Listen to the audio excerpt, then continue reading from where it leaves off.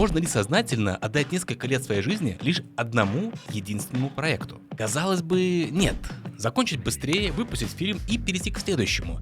Именно так работает почти вся киноиндустрия. Это дешевле и позволяет быстрее вернуть вложенные деньги.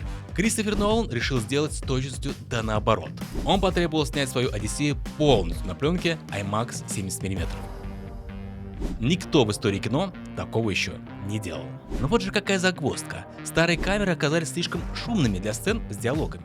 Поэтому IMAX пришлось с нуля создать новую модель специально для этого фильма.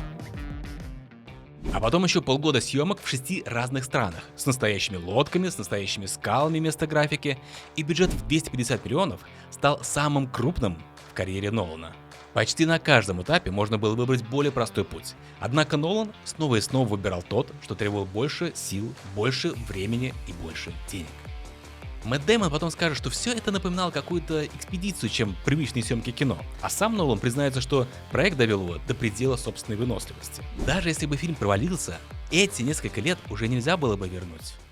Пока все выглядит так, что ставка себя оправдала. 124 миллиона за первый уикенд, и это только в США. Рекордный результат для IMAX. И пока это лучший старт для таких картин в этом году. Не всегда самая высокая цена решения измеряется только лишь деньгами. Она измеряется годами жизни, которые ты отдаешь одному единственному проекту.